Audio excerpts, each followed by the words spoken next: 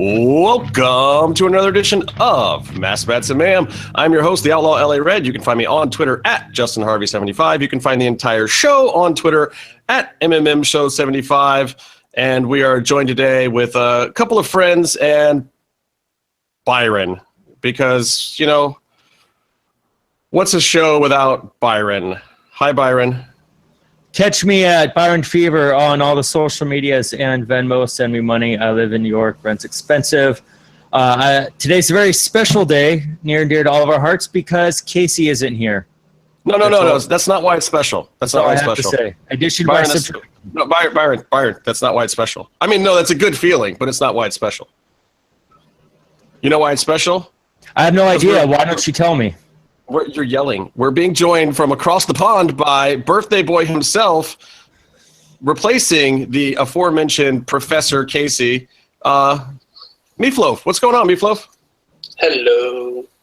I'm officially old now, so. Wait, did you say hello? Where's the hello? We brought you on the show for cool British-sounding things. Like, if you're going to say hello, you're totally fired, and we're just going to kick you out of this session. Team Mary Poppins. Yeah, Team Crumpets. Better. And we're joined by a very special guest today because we seriously want to talk about quite possibly one of the best things that's ever been televised, and I think it's a guy who knows a little something about that. It's our friend and writer and what's your title? Co-executive? I don't know anymore. It's the guy who does all the cool shit at Lucha Underground. It's DeJoseph, guys. DJ, how's it going? What's up, guys? Thanks for having me. Meef, nice to see you there across the pond. Thanks for joining me. It's nice to see you instead of Casey. Well, dude, as soon as Casey found out you were going to be on, of course, he's dodging you. He's ducking you. He actually peed himself. He didn't want us to tell you that. I know. I didn't see him at PowerCon, by the way. I went to PowerCon, and he was nowhere to be found. I thought. Okay, so you actually went. He went too, and he said it was really bad. So yeah, it was kind of bad.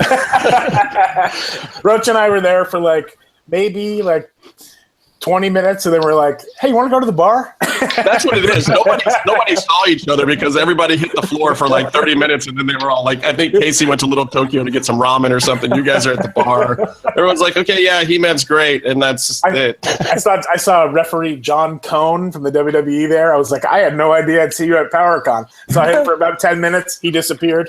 Yeah, pretty much everybody did. Yeah, I was sad that I couldn't go. I was out of town, but made Casey go by himself, which probably also made him not stay as long. Yeah, it was probably better for you to not be there. So, Meatloaf, it's your birthday. You're on the show with DJ. You get one question. Ask DJ one question now. No. Already? Ask him. Oh, God. Don't make it sexual, Meef. You don't want to mention Sexy Star, then? Oh, Jesus. I'll think about it. Let me think about my question. All right, you get one. I wasn't prepared for that. He's going to go right for the jugular with Sexy Star. Jesus, man. You don't even want to ease into it. Just $200 to do this. Just Well, Evie Dub talked about it a couple weeks ago on this show. I was surprised that he brought it up at all, but I won't bring it up. How about that? I will just move right on to the thing that I am most excited about, the real reason why I asked you here. Fuck all the bad stuff. Fuck the rumors. Forget all the nonsense. This is the match that I have been waiting to talk about for over a damn year now. Yeah, me too. It was amazing. It was amazing. How are you feeling the day after Hell of War, DJ? I feel pretty good. I've been waiting again, like you have, for gosh, how long has it been? Over a year. Yeah, it's been like a year and 2 months, I think. Yeah, so I'm pretty excited that the world finally got to see it, and I think television did it justice. For what it was live, it was pretty awesome. Pretty great feedback too. So I like that. Yeah, I mean, that was kind of what I was wondering too. I know I saw a ton of great feedback, but I also tend to follow and talk to a lot of people who love Lucha Underground. So, I mean, did anybody hit you with anything negative? Like that was too over the top, or? No, not really. Mostly, I try to just follow positive things because it makes me feel better about myself. If I can. Good choice. Yeah. I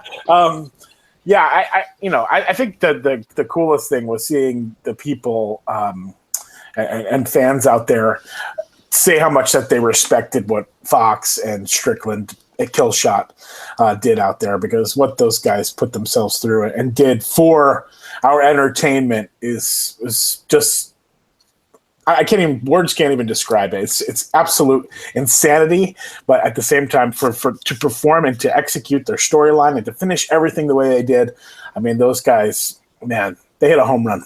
Home run. I think we always knew you were building to something with those guys, but I mean, did you always know that this was the plan, like for them to go where they went? We had some ideas of what we wanted to do, and then it kind of, if I can remember, God, it's been so long ago. I think that we had a few different plans, and then somehow 3 Stages of Hell came out as an idea, and then we just kind of kept adding on to it from there.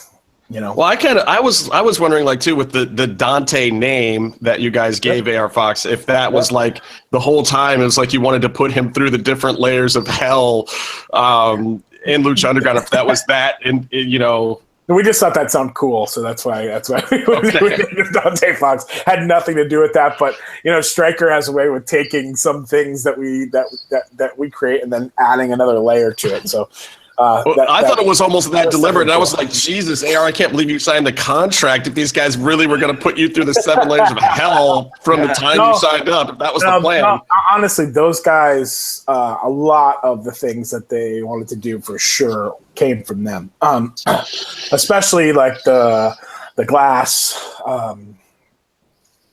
We had been watching, I've been watching some Cage of Death and some things like that, and then we started talking, and then they were like, "Hey, can we really do that here?" And why not? Let's try it. And I'm like, "Hey, Eric, can we really do this here?"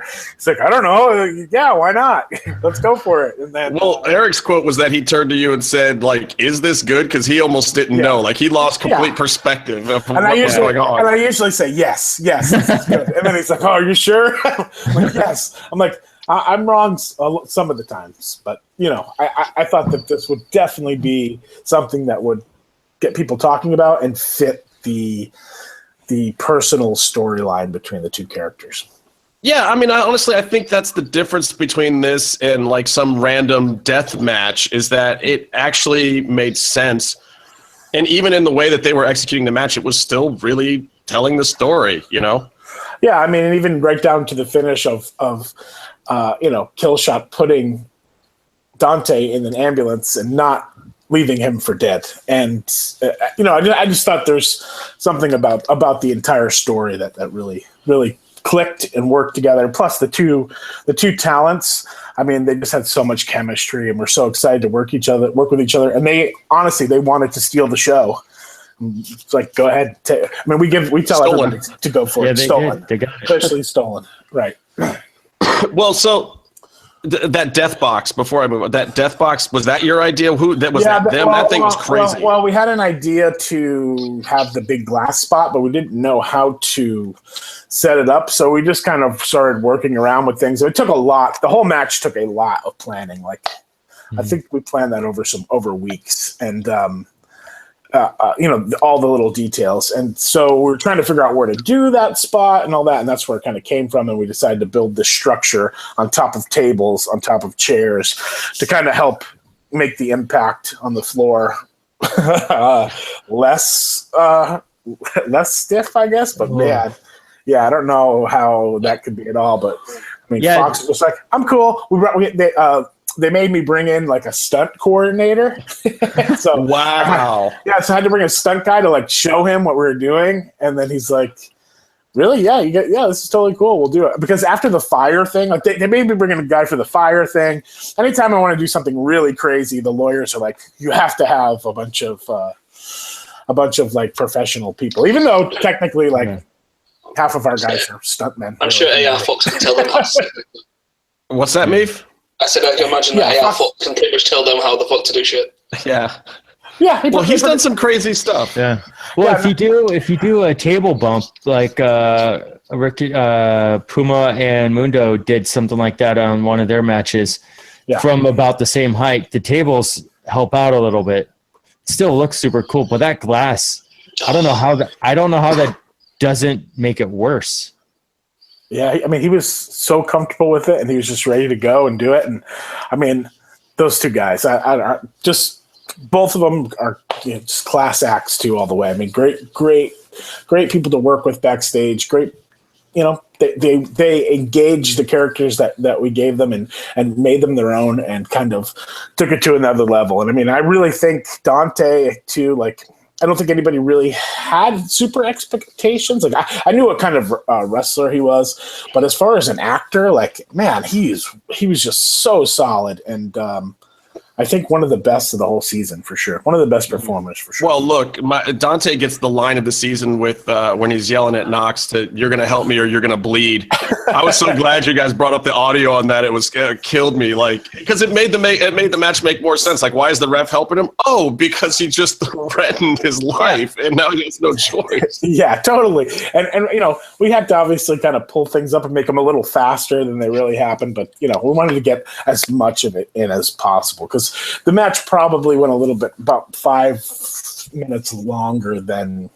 Yeah, I could tell that. TV. I could tell that too. We were talking about to Meatloaf about that right before the show, of like some of the spots of sliding the glass in the ring, and some of that stuff was obviously sped up, and it was.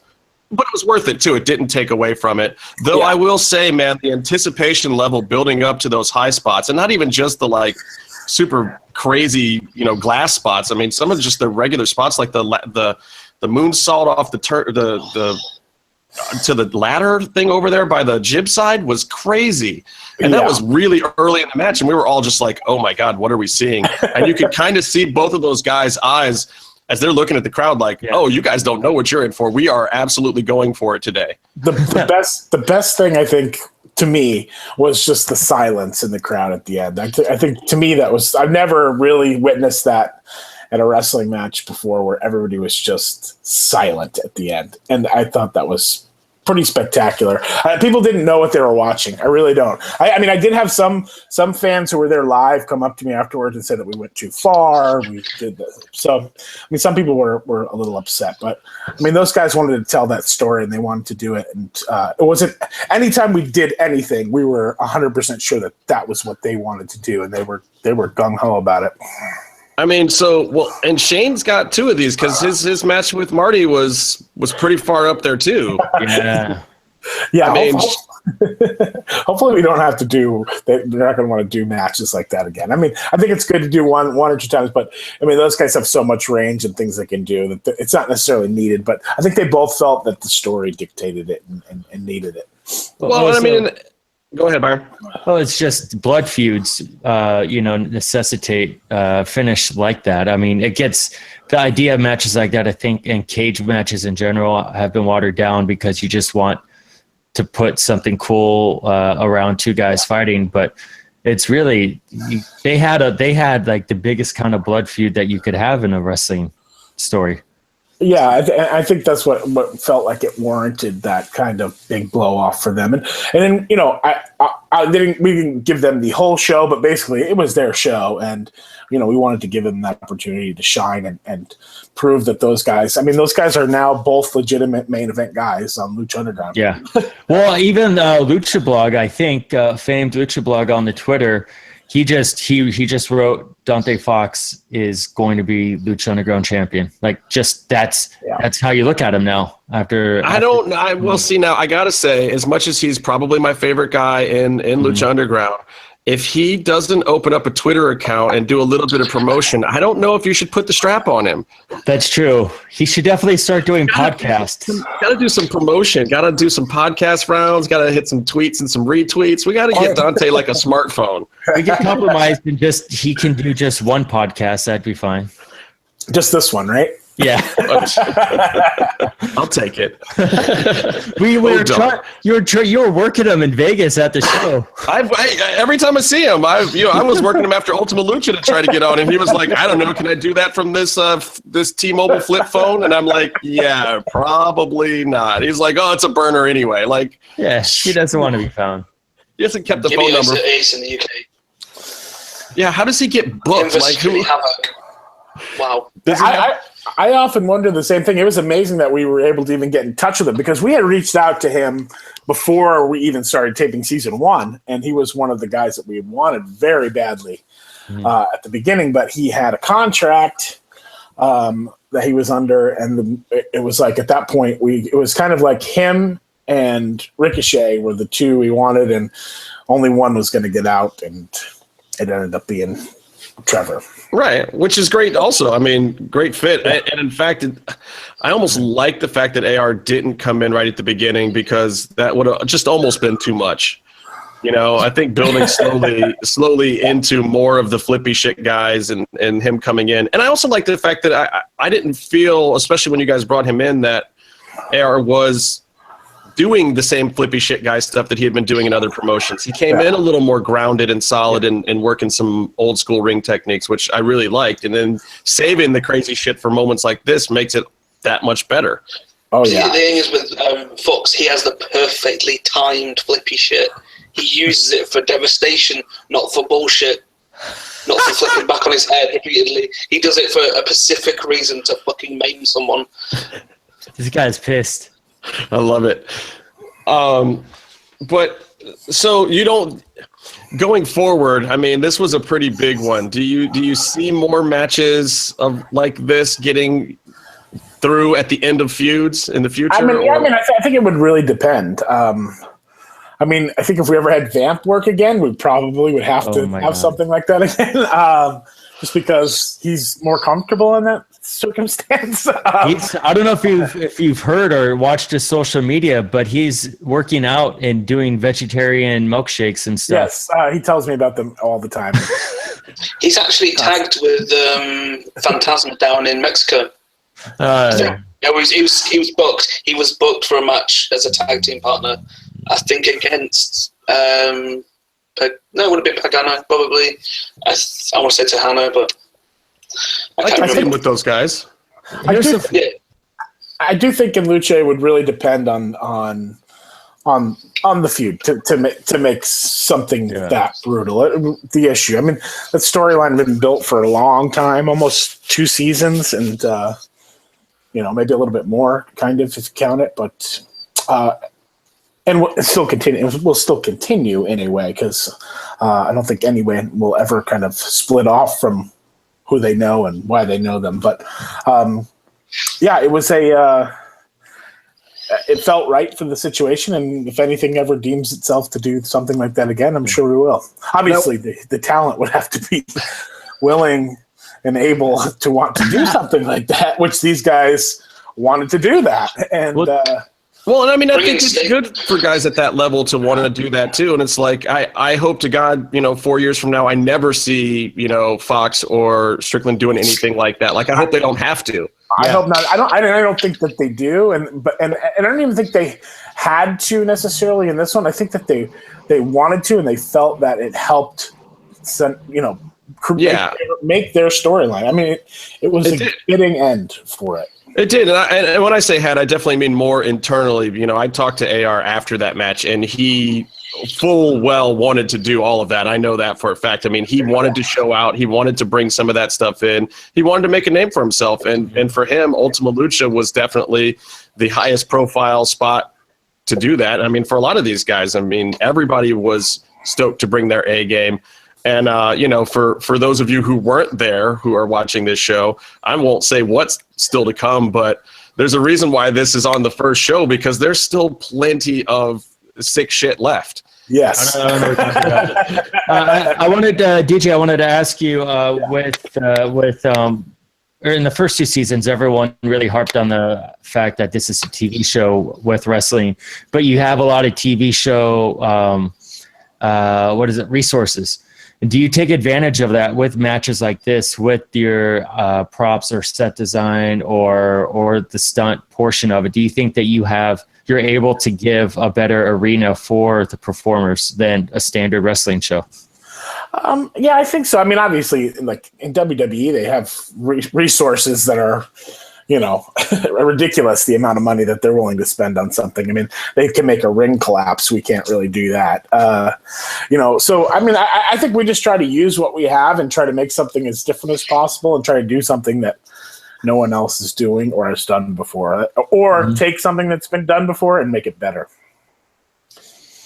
I also don't want to take all the credit away from the other match on the show because A, I love Dr. Wagner, B, I really like Tejano, and C, who knew that Famous B could actually fly? That bump from midway at the stairs, like Famous B is a bump machine sometimes, and people, I think, don't realize that, but that bump was for real. Yeah, dude, that had to hurt so bad, by the way. When I saw that, it felt like they knew what was coming up behind them, and they're like, we got to get one GIF in on the show. We got to get one GIF. I mean, well, you know, B's had his arm broken and he's gone into this more managerial role, but you knew if he was going to get in the ring, he was going to show out a little, even if it was, you know, flying down the steps at the wrong end of a vicious bump.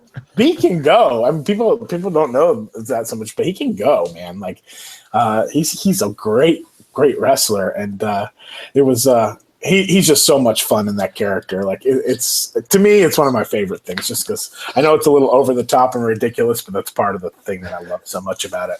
How weird is it now, too, that Wagner's unmasked, and if it hadn't been for the dang hiatus, this match would have probably aired right before he got unmasked. It would have been perfect timing. Yeah, it would have actually really worked out pretty well. But, you know, it's going to be weird how we address it going forward, whether Wagner will have a mask, whether he won't in Lucha Underground, because it is kind of a different universe, but we'll make that decision. Hopefully. Yeah, he kind of still wears the mask, though. And he's now Ray Wagner. So, you know, he's changed it a bit, and he's still, like I say, wears the mask down to the ring as a presentation.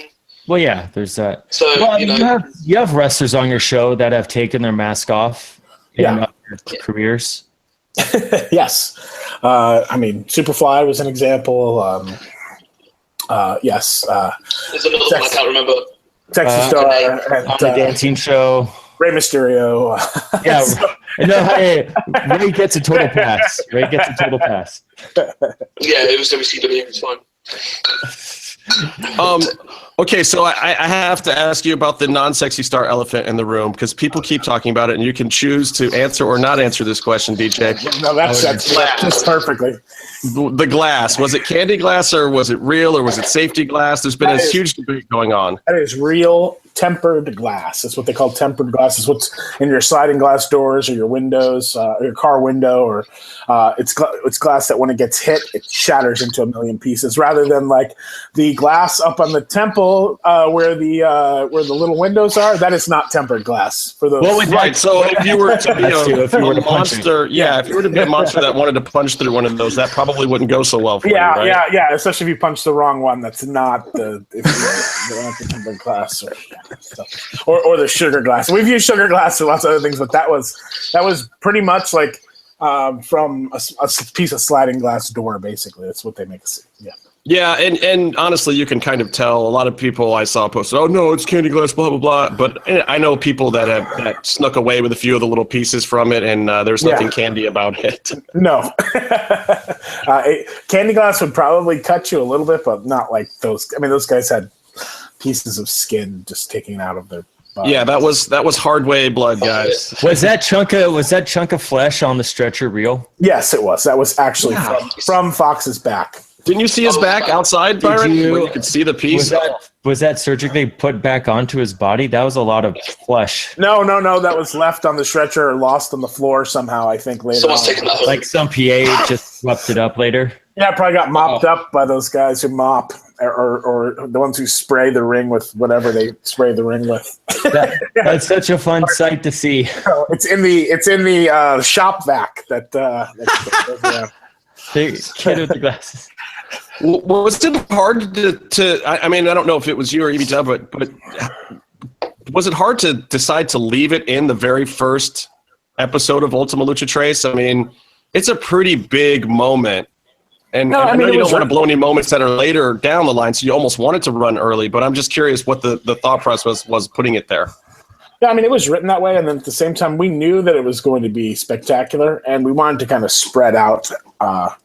If you look at the show as one 5-hour show, we wanted to spread out the carnage, but as you'll see, there's lots more to come, and it's not so spread out. But I think it worked. It's definitely for me. it set the tone, and it let people know that Lucha Underground, we still don't fucking play around. So that I think it's a good thing. If anything, I think it'll get people to watch a lot next week too, and the week after, and the week after that. So, well, let's hope so. I mean, I'd love to see Lucha go out with some big numbers, and then hopefully that drives this whole season 4 green light thing to the place where it needs to be. Yeah, because that's a pain in the butt, I'm sure. How does that affect you too? I mean, a lot of people think it's just the wrestlers, but I know that affects you guys as well. How's that affecting you these days? It's killing me. I mean, like, first of all, like, it's the most fun job ever. It's fun for me to do. I really love it. It's something I'm passionate about. And then, I was planning to come back last February, and then I was told no. So I had given up other, how that works. I'd given up other opportunities because I was holding out for that. So then I lost out on those opportunities, and I had to move on to the next one. And that came around like springtime. It's like, oh, it's going to happen. And I kind of fell for it again. So, for me, it's like, I think that the break kind of got me a little bit, but it's fine. I survive. I find other things to work on if I can. But as you know, like, not only are the performers, they don't get to work on the TV show, but either do the crew and the, Yeah, I mean, it's the same thing. People don't get that we're all kind of freelance in the TV world. And, when one job runs out, you got to run out and find another one. And if you hold out for one, that means you're passing stuff up.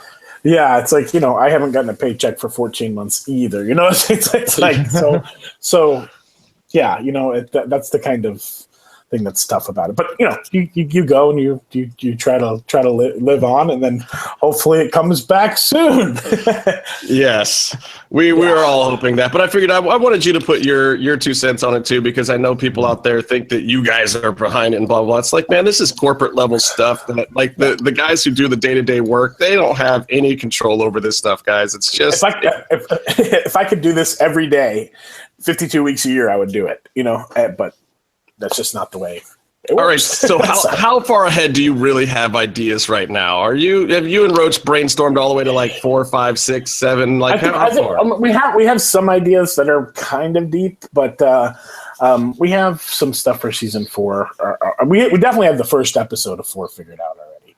But I know that, and we're trying to figure out, depending on what happens and how everything works, what we're going to do for the whole season 4. But we'll see. I mean, that's got to be fun too, and hopefully all the talent that is under contract still makes it back somehow. That's got to be a nightmare to boot. Yeah. There's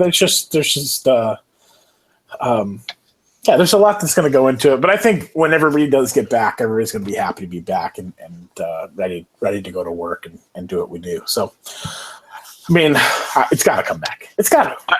I think so. I mean, I know Kevin Cross is really biding his time because he really, really, really wants to get in there. He was so stoked, and then everything kind of meandered down to where we are now. Yeah. I mean, he's one guy was like, oh, we know he's coming in now. We have no clue what you guys are going to actually do with him. And everybody's really excited about it. And then, it's like, oh, fuck, we just can't get there. Yeah. You definitely feel bad for a guy like that too.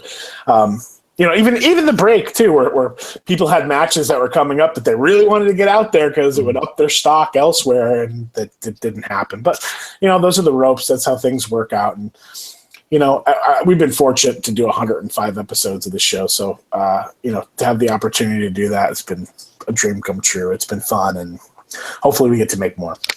That did the 100th episode thing, which we talked to about with TV Dub.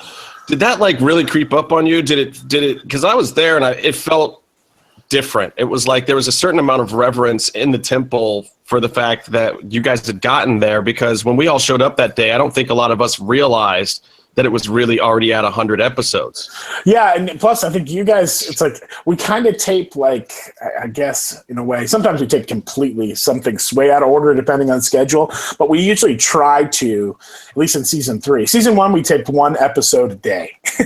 And then season 2, I think we did 2 episodes a day. And then season 3, they're like, hey, can you do 3 episodes a day? I was like, probably more like 2.5. So we kind of started to do like 2.5 every time. So yeah, it did kind of creep up, but it was a good thing. When it did happen, it was like, holy cow, I can't believe this happened so fast. It was like, for us, so almost maybe 2 years, a little over 2 years, and that had happened that fast. That's pretty amazing. All right, so of your Lucha Underground talent, these guys that are totally have been getting over on your show with your storylines, that have gone out there into the world, whose stuff are you liking the most out there, whether it be Indies or Impact or AAA or what? What guys are you really digging from Lucha Underground as they've spread out into the world in this long break? God. I think you don't necessarily follow everything everybody's doing out there, but I mean, the guys that stood out to me in the season were Fox, Killshot, Marty. I mean, Phoenix, he always delivers for me as kind of and always delivers as like a super baby face, which is amazing. Obviously, like Pentagon, I'm happy for him. It is odd though sometimes when you see like every show is running Lucha Underground except for Lucha Underground. It's like every indie card I see is Lucha Underground. I'm like, damn, everything is going to be used up by the time we get back. Well, true. You're going to have to flip the script a little bit maybe because those guys have kind of gone out into the world with a lot of that stuff. Yeah, I mean, pretty much every card, most indie shows I see is basically Lucha Underground. They already spoiled the big Bob Holly Mil Muertes match we've been waiting for. Yes, dude, I'm telling you. How did you know about that? Well, I know I wanted it, and I know someone did it. Yeah. How do you like me now? I was surprised when I saw like footage of Madelson out there doing flip bumps off the rope with people and shit. I was like, that dude's like 6 whatever. Like, how is that possible? Oh yeah, he's nuts, man. I did this. I did like this action movie thing for Big Brother where I got punched in the face and there's like this big thing called the Revengers on Big Brother and Austin was there and it was good to see him. We were kind of talking about he's like, you should see the shit I'm doing at bar wrestling. You have to come to bar wrestling. I'm like, yeah, I've been working on Thursday night, so I haven't been able to go, but I got to see it. He's like, we had Rick Knox do coke and then I do flips and I was like, okay, cool, man. Like I'd always known that he could do some of that stuff, but he's like him and John, I know that they work together a lot and he's really he's like, wait till you see the shit I'm ready to do, man. So I'm pretty hyped for him. I'm excited to see him come back too. Ziggler's brother wrestles there occasionally, or I don't know. He tries to sell his workout book. Did you guys ever see him wrestle a dark match for us? It sat next to him at Ultimate Lucha Tres, and he the whole time with his stupid green hair. Saw that match. I don't think I was there for that one though. I can't remember if he worked dark for us or if he just worked sometimes we do camera before we come in. We'll do the whole camera test day, and we'll bring in a bunch of guys and take a look at them. And that's how we found Mariachi Loco, or that's how we found Dragon Azteca. You guys should let us come to those because we'll shit on them royally if they suck. Yeah, you guys will know because Casey will just be sitting there going. Casey will just hate everybody. But honestly, dude, we shit on Madelson when he first came out too, and I have nothing but respect for the guy now. I feel bad about it, but at the same time, I just call him like I see him. But man, we shit on him hard the first couple of weeks. No kidding. We really, really did. Well, he wasn't doing all that great in the ring. He looked cool. He was doing good character stuff, but in the ring at the beginning, he wasn't doing that great. And even Killshot was pretty green and rough when he started. And you could see it, but. Yeah, just in the 3 seasons of taping, you're speechless watching him now. Yeah. I mean, and I'm not afraid to change my mind, but absolutely. I mean, some people you have to take your time with them and let them develop over time on the show. I mean, with Luchasaurus, it's kind of we just want him to come in and do big things, and big, impactful, simple things to start, and then we can always grow from there. If he goes out and does something crazy and it doesn't work out, then he'll be forever probably laughed at. All right, since we're talking reptiles too, we gotta get Thunder Rosa back in the ring. Her in ring is so good now. Oh my god, like definitely. Like I think that's another example of somebody that we knew had it. You know, like definitely like she has it, but she just needed some time in the ring, and we would get there. I mean, in the beginning, when we first debuted her, people shit on some of the things that she did, but I've always had faith and always believed in the kind of performer she was. I could tell from the first day I ever met her. I think her investment in the character too was over the top, like the whole body motion thing and how she just changed her entire persona. And if you'd seen her as Thunder Rosa and then coming in and doing that like completely differently, that to me immediately said like, this is a person that is going above and beyond to inhabit the character and make it work. And that's always something that if you're paying close attention should catch your eye. You know, the people like Marty. I mean, you know, the people that are going that extra step to really inhabit the character, because Marty's like legit insane now because of that damn character. Marty is gone above and beyond where you need to go. He's in like crazy like method acting mode right now. You know, he's like Jim Carrey. So is he really going to be a? Go ahead, Byron. I was just going to say, it was really cool around Mother's Day. Marty's parents were there, and he was out. I think he was out at the merch booth, like buying him shirts or something, and everyone started cheering for him. And it was a respect thing. I think it was after one of his big matches too, and he did the motion that moths make, and everyone did it with him. And it was a real cool moment to see him because he had earned so much of the fans' respect in Lucha Underground, and then got to show that and give that to his parents. Yeah, that was a real cool moment. It's always cool when the parents come backstage at Lucha Underground. It's like, and have them actually see what kind of chaos we've created. But they always seem to be pretty happy afterwards, being like, "Wow, it's just like it's such a cool vibe backstage. Like everybody's cool." And didn't Jack's family come out once too? God, I don't know. Everybody's family has come out. Even people that are like not family, but like people who like do things for people and stuff, they show up. You never know. Dig it. No follow-up questions. Wait, so now is Marty really going to be like a full-time clown in AAA now? No. That was just kind of showing he's insane. It was originally supposed to be half his face, but he did it all, and I was just like, okay, whatever. And then I mean, I dig it, and it was scary, but it was just like, oh my god, what is Marty going to be another fucking clown in AAA? What's going on here? No, I think he's probably more of a cult leader, or a kind of like a Charles Manson in a way, or something like that. You know. What do you think about AAA, DJ? The Triple Mania. It was a little bit of a cluster, in my opinion. Yes, it was. But at the same time, I got to tell you, that didn't make it unenjoyable. Like the whole thing was really, really fun, minus the fact that I missed Cross's run-in because of the fight. And Kevin Gill, he got shit on plenty for it. I mean, it's ruined his whole existence, but whatever, that's his fault. Here comes another worldwide famous luchador. Well, we didn't give them any notes, like to their thing. Like we didn't give anybody any notes. We didn't tell anybody the finishes. It was like, and it was like we were hoping that they had done some research, but I guess. No difference between Scorpions, Rocky Like a Hurricane, and fucking Rainbow in the Dark by Ronnie James Dio. What was that? I mean, he didn't know the difference between Scorpions and Dio. And Ronnie James Dio. I didn't get to listen to that. I was like more concerned with what was going on everywhere, all the craziness, and there was cameras everywhere. It was nuts. I got to imagine being backstage at that was equally as crazy as watching it from the front of the house. Yeah, I mean, I was really crossing my fingers for the Battle Royal, because we really that was like destined for a kind of disaster, and it started all right, and then then it just turned out really bad. But it is what it is, and like Sean Hernandez told me, he's like, Deej, relax. It's Mexico.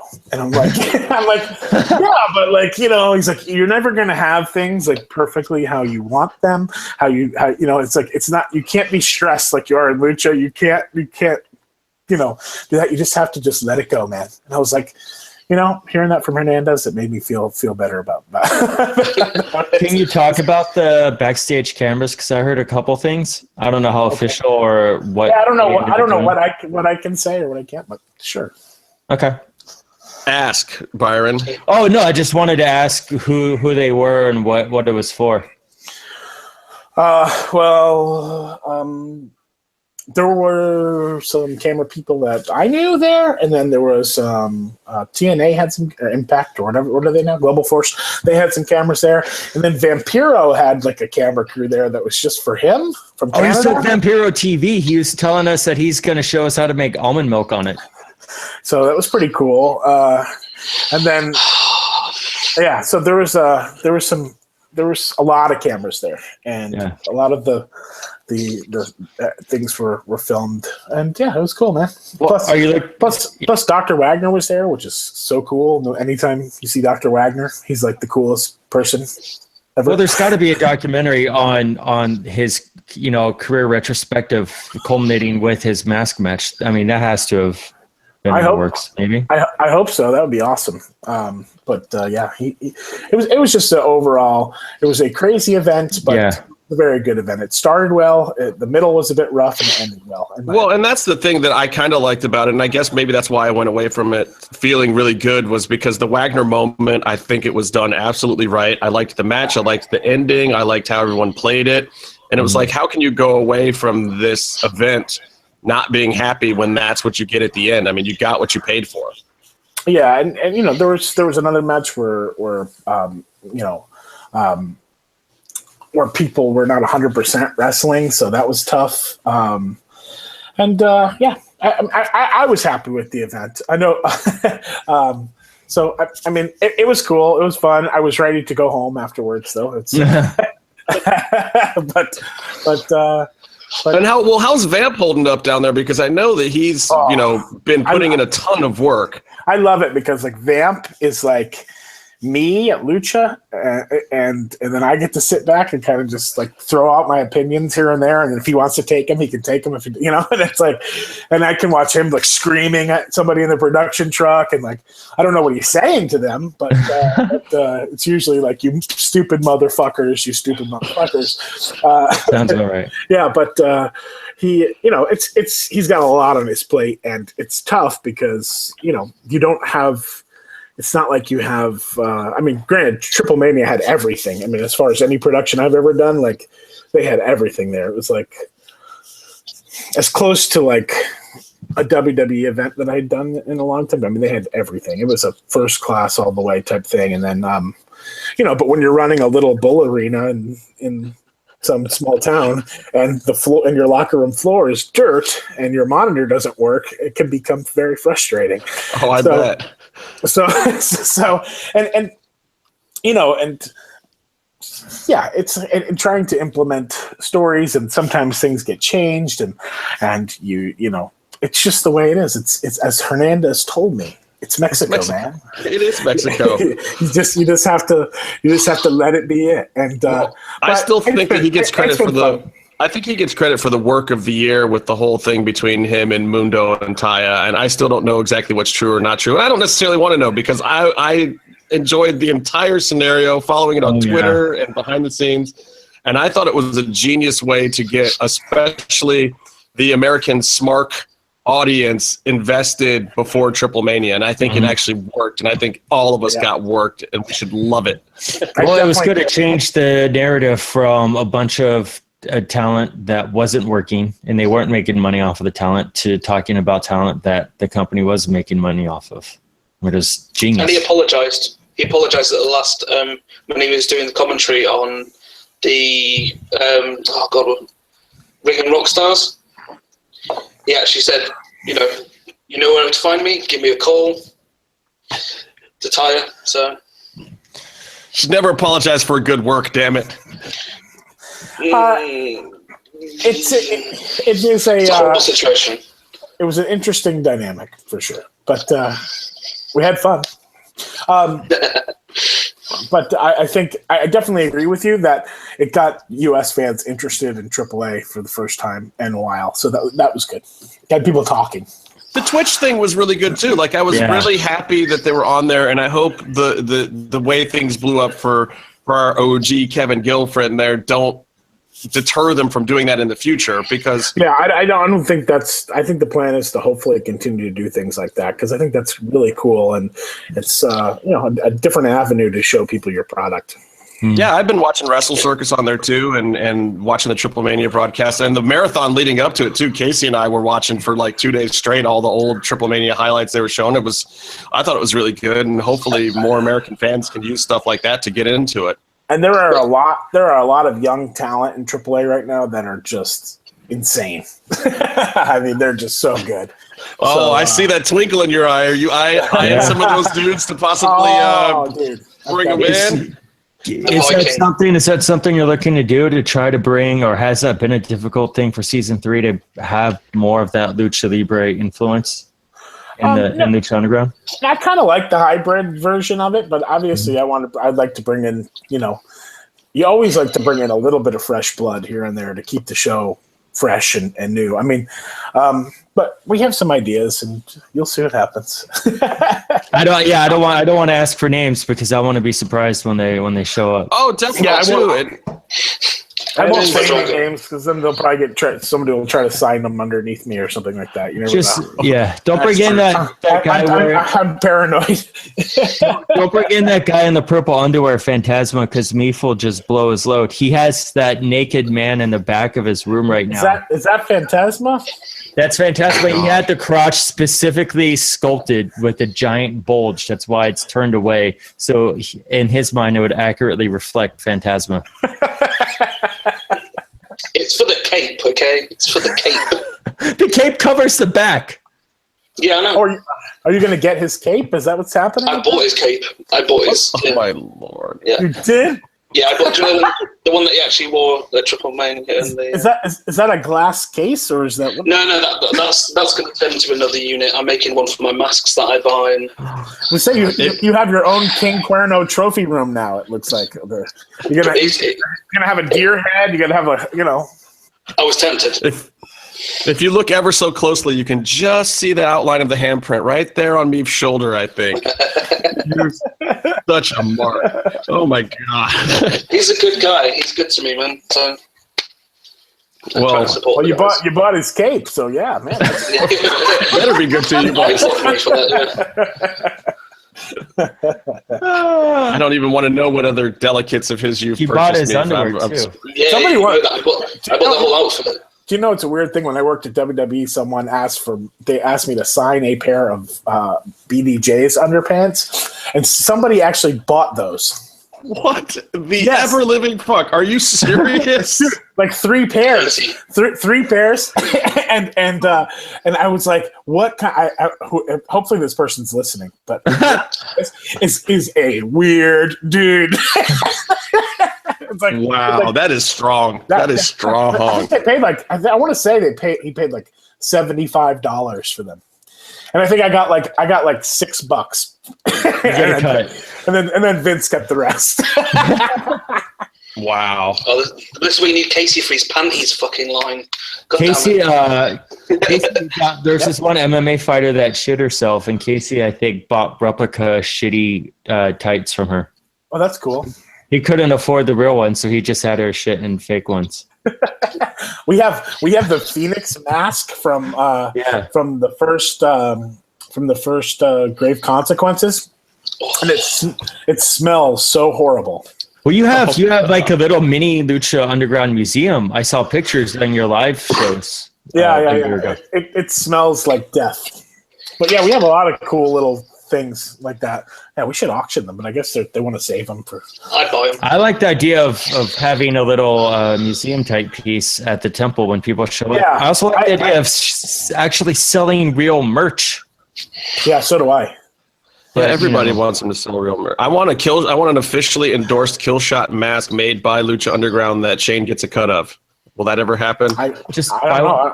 I would like that to happen, but I don't think those buy one off of eBay and send them $20. Yeah. We need more black superhero merchandise. That's what we need in America. We're making a race thing. Oh, of course I am. Speaking of race things, no, this has nothing to do with race. Okay. I have to say this about Big Brother. Okay. Anybody who thinks reality TV is written all the time is totally wrong, because how in the hell did Cody win the $25,000 from the fans? How is that possible? It shows the power of social media, man. What?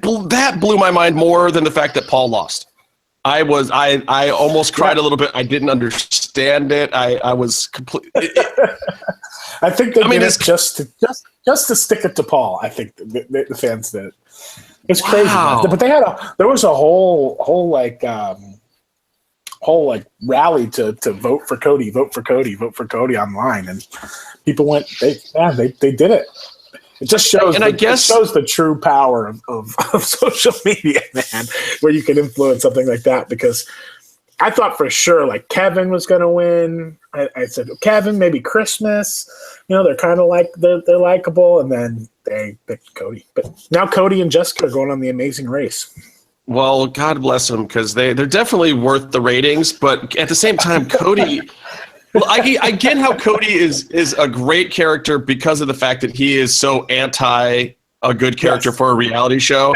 I mean, he just sat there in the jury house like, fuck this. This is stupid. Like, really? We're going to talk about these people? Why am I even still here? Like, his whole attitude, I guess, is what makes him good.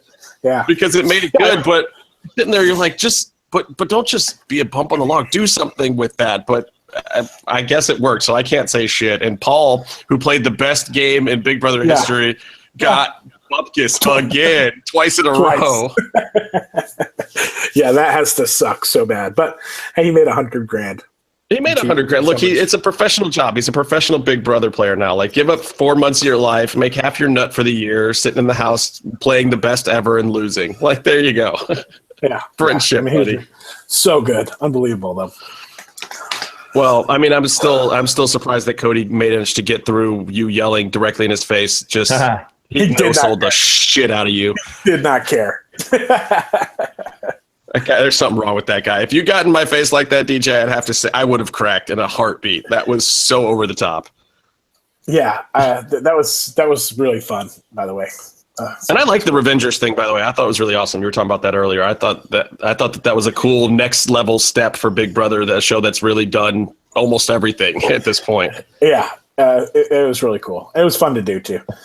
But yeah. So now, go ahead. Have you talked to your boy Roach about celebrity thing? Is he got to deal with that all fall long? Yeah, I think he's going to have that coming up. He's got another season of Big Brother after that, and we've got hopefully Lucha. So it could be plus Roach has got a movie, big movie coming out. Man, he's good. He's killing it right now. Yeah, well, Roach is going to have to buy us all dinner if we all can't stay employed. Right? He's Mr. Moneybags. I'm sure EB Dub will be knocking on his door soon like, hey, bro, can you buy me a dinner? So, it's I'm really happy for him, and it's going to be hopefully. But he's kind of like me, where it's like if we could just go to the temple every weekend, it would be like the greatest thing ever. Because he's so much better. And we'll go to the temple and make a bunch of money. Let's get you guys paid. Right? Yeah, I mean it's fun. It's so much fun. All right, birthday boy, have you had enough time to think about your question before we let DJ go? I was just going to say I would like him to thank himself for whoever decides to send Kevin Cross out to miss the boxing. In AAA? Yeah. So whoever decided to send Kevin Cross out at the exact time the fight started, I'm so happy with that person. You're a jerk. Cross is going to kill you. You realize that, right? Well, the goal was when the fight was to hopefully be hit the Wagner match right when the fight ended, and actually it worked. So that was that was good for us. That's exactly what we wanted. So I know the title match is there, but they wanted the Wagner match was the money match of the episode. So. Sorry. And it was, and I missed Cross, but I went back and watched it on Twitch. I missed, and actually I had started watching that match, and I think the boxing started right at the beginning of it, and then, I missed that, and I think what was that, the Pagano match after that or something?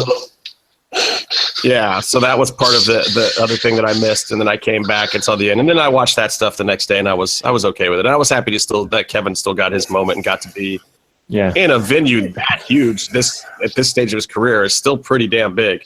It was awesome. I mean, the crowd was the arena was packed. It was fun, and it was cool though. I went out like to go buy merch, so I snuck out. I was like, I'm gonna go buy some merch. I bought like some people some T-shirts and stuff like that, and I ran into probably like 3 or 4 separate Lucha Underground fans that were just there to go see Triple Mania, and it was like really cool. And like people even people that I have never even seen in the temple that like just came up to me. I sat down and had a beer with this guy and his wife who were Lucha Underground fans. They bought me a beer. I was like, this is amazing. I did. Plus, hey, I'm in Mexico. I can have a beer while I'm working.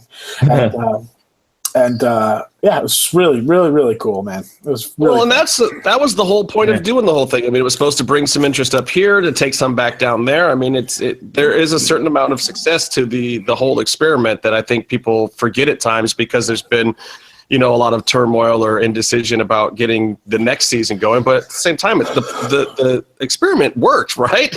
I mean, this is a success in the grand scheme of things. I mean, I think so. I mean, it's definitely, I think, a creative success. If anything, I can say, I think if Lucha Underground were never to come back, you could always look back on it and say that we did something different and we did something that hadn't been done before. And I think that's one thing we can definitely be proud of. So that's true. So coming up, you got the rest of Ultima Lucha, which, I'll let you give your version of the plug for it since I know you can't tell us exactly what's happening.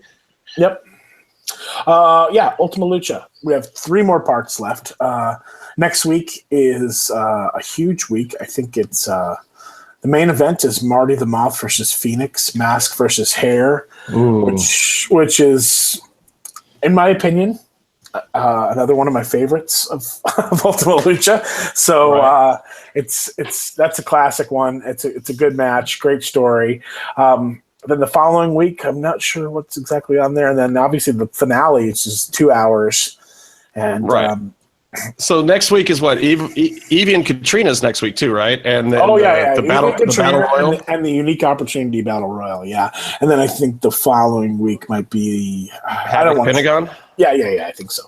Havoc Pentagon, I think, is in the next week, and then fighting your finals at the end. But yeah, crazy stuff, man. There's lots of craziness. It's gonna keep getting better and bigger. And on the finale, stick around. Don't dip out. How long is that episode? Just an hour long, or is it even longer? No, two. The finale is 2 hours. Okay, I was gonna say because being there, and I'm just thinking about all the shit that you guys still have left, and it's like, because I mean, even for the tapings, that shit went way longer than normal both days. Yeah, people were tired at the end of that. Oh, dude, I was not tired at the very end of the second day, man. I was amped up. We were like standing around in the parking lot, like, do we try to crash the after party? Do we go and drink somewhere? Like, what do we do? I want to jump out of an airplane right now and skydive. Did you guys come to the after party? No, I think we could have, and then we decided that we didn't want to get drunk. I bailed pretty early, too. I was like, I'm too tired for this. Oh, no, we couldn't get in. We also heard that a few people weren't allowed in. Oh, really? Is that what happened? To the little boots didn't get to go in. Who? Remember him? Who? Oh, yeah. The guy. Little boots. This is some inside reference that I don't even know. You don't know. He's something Byron doesn't want to say. He wouldn't let. I don't want to say his name because I don't want to publicize him. But he would sell. Urban? No, not Urban. I bought a Patron shirt out of his trunk, like season 1. Oh no, Alberto El Patron wasn't there. Season 1? No, Alberto El Patron was. No, I'm saying like this guy sells like bootleg. I'm just kidding. No selling, you dumbass. I heard he was there. He just wore a mask. He was. Is that you bought a Alberto El Patron shirt out of Alberto's trunk? Come on now. I don't believe that either. Not out of Alberto Patron. Whatever. Oh, that's right. People were selling. Were people selling bootleg merch and all that? Season 1, there was bootleg outside, which was cool because it's not like you guys were selling it. Oh, yeah. Wow. But not bootleg, DJ. The bootleg stuff was probably cooler. That shit did get shut down by season 2, though. That's for sure. Yeah, hell yeah, it did. Yeah. That shit got real shut down. That was like, Yeah. Is that when the security guards changed too and everything? yeah. It's like, Oh, God. That's when we all started showing up in Lucha Click t-shirts instead. Like, okay, let's just make our own shit because just get a little real out in the lot here. Yeah. Well, DJ, thank you so much for joining us, dude. It's been a blast, and we were really excited about this episode. I mean, this was the one, man, and I hope all the best for AR Fox and Dante and Killshot, Shane. That those guys, I hope their booking fees go way up, and I hope everybody pays the shit out of it because they deserve it. Those guys are awesome. They for sure should. And thanks for having me on to talk about this. This is probably my favorite time on this show. Probably not because of me, Floaf, but probably just because Casey wasn't here. Duly noted. We will make sure to ring you up again the next time Casey bails on us and can't show up for the show. Please, that would be really it was a really nice time I had here tonight. Thank you. It's been a pleasure for us, or for me as well. All right, fellas. Thanks, DJ. We'll catch up with you soon. Okay, bye. All right. A little Chris DeJoseph action there. So it's funny because we've really talked the episode to death, but I feel like maybe we should go over a couple things. So, and hitting the card again. So the matches you got coming up, and this is why this is so ridiculous. Fucking Ultima Lucha Trace. I know it's been so long since this happened for any of us who were there live, but please don't sleep on the fact that this is still one of the greatest weekends of wrestling ever. It was taped. It was filmed. It's coming on in the next few weeks. If you didn't watch this week's episode, buy it on iTunes or watch the it's on Amazon on demand on Sling, which is still up right now, or get it on Amazon. 100% worth it. Even Lucha Blog said it was actually worth paying for it. And he's almost as cynical as Casey at times. So the matches you've got this is the whole card. Just listen to this card because this is craziness. You've got Tejano and Famous B and Tejano versus Famous B and Dr. Wagner, which was on the past episode. Killshot versus Dante Fox in the Hell of War match with the 3 stages. So if you haven't watched it and you heard us talk about it all night, you have to go back and watch that. It is the stupidest match of the year. Right there. And even if you don't think it's the actual match of the year, you'd be a moron to not believe that it's a candidate for match of the year. No, it's absolute match of the year. It's not even subjective or up for debate. Look, something else might come and blow doors on it, and maybe this will inspire somebody somewhere else to want to beat it as match of the year for 2017. But for right now, it's got my vote, and there's a couple others that were close, but it's up there. So that's what you had in the first episode. The next week you got Eve, Elise, and Katrina. Then you've got the Unique Opportunity Battle Royal, which features Paul London, Malasuerte Saltador, the Rabbit Tribe, Argenis, Cortez Castro, a.k.a. Ricky Reyes. Don't know which character he's showing up in the Battle Royal as, but it's one of those guys. Son of Madness. And I didn't beat DJ up about that, but it was... I was hoping Son of Madness was done, but he's been announced for the Battle Royal. So Son of Madness still exists. He hasn't been run out of town completely yet. Benny Massaro, who is probably the odds-on favorite to win it all. You've got the Mac in there. And I hope the Mac does well because I feel like you get to the end of the season and Mac really had a breakout season too, but he doesn't really have a storyline going into Ultima Lucha Trace, which is something that's kind of hard to believe almost. Yeah, well, he had that huge program with the champ. Yeah, right in the middle of the season. I mean, he was kind of the main rival for a minute there. Yeah. And his storyline's kind of dissipated. So I hope he has a good showing or maybe even wins the Unique Opportunity. I don't know. Mac's is a great guy. Joey Ryan is also in there, and he's still got beef with Ricky Reyes. You got Ricky Mundos, our Johnny Mundo clone. And the Darewolf PJ's there, so... hopefully, I guess he'll get Ricky's back because I'm pretty sure the next candidate, Masquerita Sagrada, could probably take him. And then you've also got Pimpy. So Pimpy and Masky are in there together. Do you think they'll lock horns? Could you see Pimpinella and Masquerita coming to blows? No, they're friends. I thought they tagged together. Yeah, but it's every man for themselves, or every Pimpinella to themselves. All I know is that we hadn't seen Pimpinella in forever, and we didn't get the benefit of having the graphic of the Battle Royal before it happened. So when Pimpy came out, I lost my shit.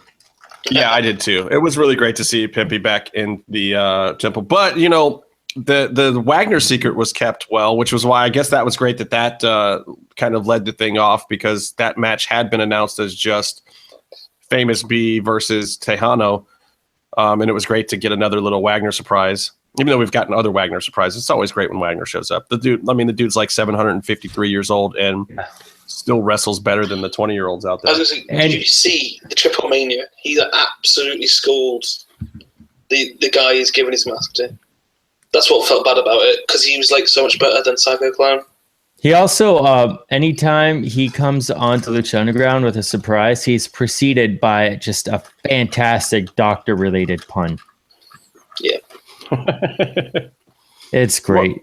Well, what was Famous B's announcement this time? He makes house calls. Oh, yeah. Which might have been the same thing he said that time. You know, he could have said the doctor is in. Come on, there's other ones out there. But he did say he hit him up on his pager. Oh, yeah. What's up, Jim? Yo, what's up, guys? Give me 5. Can you guys hear me? I can. You're loud and clear. Perfect. You look like you're calling into TMZ or something. Right? Yeah. I can't believe I just missed DJ, but shit. I just got home from work, so. You're his replacement tonight. Yeah, it happens. What's up, guys? We're just kind of starting to talk about the episode, minus the DJ's opinion of it, which was amazing. But yeah, he said it was terrible. It was his worst thing he's ever done. Right, I'm sure. No, I think he he actually said he liked it a lot. Just so you know, we're joking. So I'm kind of running down the overall Ultima Lucha Trace card that you got here. So that's the unique opportunity battle royal. Then next week you've also got the Phoenix versus Marty the Moth of Martinez Apuestas match with the hair versus mask, which is pretty big because Marty's got a nice big old head full of hair and not the kind of face that's going to look good very bald. And Phoenix, obviously, he's way over. And for a guy like that, if he loses his mask on Lucha Underground, that's going to be super, super shitty moment for him. So I think he's way young in his career to be losing his mask. So that's interesting. Yeah. And Son of Havoc versus Pentagon Dark will be a Gift of the Gods ladder match. I believe that's probably the week after. That's kind of like your Intercontinental belt. Like, that could be a show stealer, right? Oh, isn't it more like Money in the Bank, though? I don't know. Money in the Bank isn't quite what it used to be anymore, so... Not just Intercontinental belt. I feel more like these are two guys that are both pretty over in the Temple, though clearly Pentagon's more over, especially if Casey's in the Temple. And he was. We all know he was. Oh, I'm sure everyone will hear him during this match. Oh, God, crying like a schoolgirl. Actually, wait, was the Pentagon match day 1 or day 2? I don't even remember anymore. I believe that I think it was actually it was day 1 for sure, because we were up in that we were up in like the rafters. Oh, yeah, right, the seating mishap. Yeah, so you didn't really see us last night at all, and you won't see us much next week either, because we're kind of in the back row in the middle section of the bleachers where they don't film very much. Because I was sitting with you guys in section G. We were like, second or third row, and we didn't even have any voices by then because of all the yelling we did day 1. Yeah. So we got moved the second day to something a little bit better. But yeah, the first day we were in a weird spot. We were right next to one of the hard cams. Yeah, which sucks. I was right underneath the jib for the Rey Matanza thing, which was like all the action happened directly at my feet, and there's not a single shot of me because of the spot that I was in, which is fine. I mean, I've been on the show enough, but you got some good airtime this week on this episode, Jim. Yeah, I mean, that's the spot that I actually never sit in. I was actually sitting right next to Vamp, even though you never saw us in the same shot. But it was weird because I didn't think I'd get any TV time in that area, but thank you, DJ. Yeah, they cut you in. Well, I was wondering if I was like, I think I had that whole entire this thing the entire time because I'm like, what the hell am I watching? Well, you had a good angle from over there too, where we were. And DJ just mentioned he'd never heard a crowd go so silent at the end of a match. But half of the reason was because nobody sitting where we were sitting could even see the end of the match. We didn't even know. Yeah. We knew he was getting put in the ambulance, but from the time he fell from the band thing and we heard the crash and we kind of saw some of it where the box was, we couldn't really see the medevac vehicle behind it. Yeah, the only thing that I was blocked from was when they set up that barbed wire board. That was right in the corner that I was watching, so I couldn't actually see the impact. I just saw you were breaking. behind it. You just saw the board. Yeah. Yep. I just saw. I'm like, oh, this is not going to be good, and then smash. And then it wasn't. It wasn't good at all. Yeah. So the rest of this card that I'm going down. So we got the Son of Havoc versus Pentagon Dark, Gift of the Gods ladder match to settle that fiasco from last week that I'm sure Casey hated. Then we've got the El Dragon Azteca versus Matanza Cueto steel cage match. That's pretty interesting, considering that we haven't seen Ray since Matanza basically killed him or came close to it and carried off his carcass. I wonder if Dragon Azteca is going to fare the same fate. Then this is going to be an interesting one, considering the current backstage political climate, the Sexy Star versus Taya match. Because I'm sure storyline-wise, Sexy Star is probably supposed to be the face and Taya is supposed to be the heel. But even being there when it happened, I can tell you that wasn't entirely the case, and that was before all this. And so watching it on TV at this point in time when Sexy Star is quite possibly the most hated wrestler in the entire world in the last 2 decades, for her to be portrayed as the face in that when Taya is so over everywhere, it's going to be super, super weird to watch and see how that's televised. I mean, and it was edited 6 months ago. So that's awkward. Just edit in her falling over and breaking her neck in the toilets or something. Who knows? I mean, just dies right there. Maybe breaks her arm into her own throat. We didn't even talk to DJ about some of the backstage stuff. There wasn't a lot in and it's weird because with Ultimate Lucha, you almost don't expect that much backstage stuff because so many storylines, should be culminating and coming to their closes. So you want to see that in ring, but there's a lot of questions with the gauntlet and the medallions and Katrina and her mom. Which we didn't even know that at all by then. No, at all. So, and who knows what the resolutions to those storylines might be. So there might even be some surprises for all of us who were actually there. And let's see. Then you've got Cage versus Jeremiah Crane versus Mil Muertes. That's just going to be the ring won't be strong enough for that. Well, for Jeremiah, I mean, how is Jeremiah going to fare against 2 monsters, or is maybe he pits them against each other and steals a win in there somehow? I don't know. I feel bad for Jeremiah. Yeah. That's a shitty place to be in between a Cage and Mill sandwich. Well, we saw Jeremiah and Cage and Keith Lee in FSW, and which was absolutely amazing. It was amazing, and I think just non-Lucha Underground related, Cage and Jeremiah, Sami Callihan had been working together a lot on the indies, at least leading up to this, either with each other or against each other. And I think they even they were selling shirts. They had some sort of inside joke where they called each other twins. Which I don't see it, but I think there's going to be I know those two will have a tremendous amount of chemistry in the ring, and it doesn't matter who has chemistry with Mil Muertes because he'll just punch you in the face. Do you think that Sami Callihan will be the godfather to little baby cyborg that Melissa and Cage are having? Just a question. Moving on. We forgot to ask DJ about that. Oh, really? You want to waste DJ's time asking him about that? Dear Lord. Amongst all the things that will be different at the temple, whenever that may be, when we go back. DJ, who won the bet? She'll be fine. Kids before it gets taped, so it'll be fine. She'll still be the ring announcer. She just won't wear spiked heels when she climbs in the ring. I think that she'll still show up for work. Maybe she'll get a maternity leave for a couple months. But hey, the way they tape it, they could probably shoot her out. But she already has a hard enough time getting up and into the ring with those dresses that she wears, and the fact that they don't have shoes, dude. Have you seen the freaking shoes? Blame the heels. Always blame the heels. It's Urban and J-Man's fault. What kind of shoes are they, Justin? The shoes, man. They're real heels. There they are. There it is. They're the last of them. J-Man and Urban got a lot of camera time today too, but I don't know that they even watch the show anymore. Are they in the chat room? Do they watch Lucha Underground? Urban, I don't know. Urban, like, legit fell off the earth, and J-Man, I don't think has internet.